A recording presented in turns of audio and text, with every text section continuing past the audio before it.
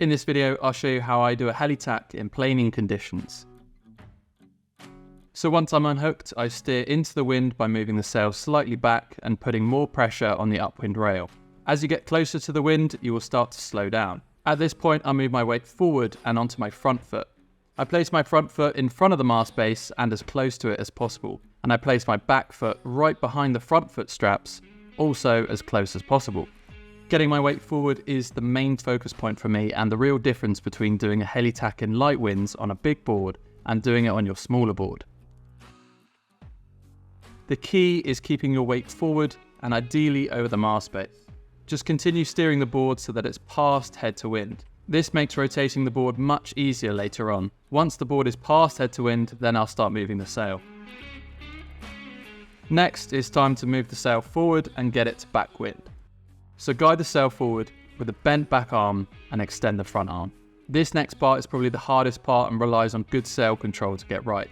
The goal is to get the board to fully rotate and not let the sail flip before you've fully rotated into the new direction. So to do this, I'll keep most of my pressure on my front arm and keep it extended for as long as I can, and with the back hand, I control the power. At the same time, I'm keeping the sail back. This way, I know it won't flip without me wanting it to.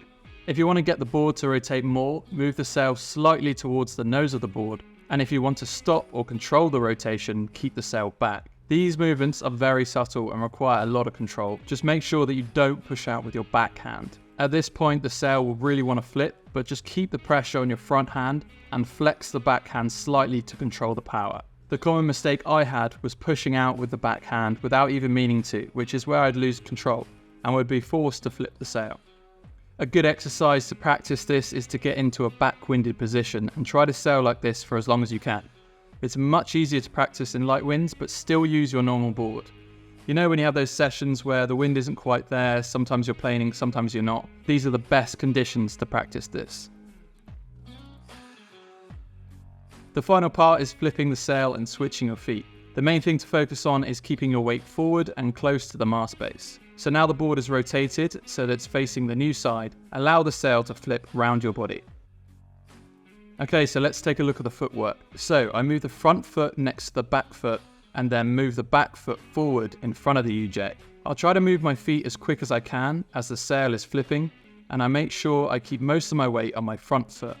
The common mistake for me was having my weight on my back foot, which actually meant that I sunk the tail way too much and would sometimes even fall in. Okay, so back to the sail. As the sail flips, I let go of my back hand and hold a strong grip on the front hand. I actually used to move my front hand closer to the mast because I thought it would help the sail rotate more easily, but now I actually leave the front hand where it is, so that when the sail gets to this point, the sail powers up and then naturally wants to move forward, which is actually where I want it to be. When I used to slide my front hand, the sail would just stay back and kind of pull me off center, which made it very hard to stay upright. So now the sail should be moving forward, at which point I just cross my hands over and place them on the new side, and now I'm facing the new direction. And that, my friends, is the heli-tack.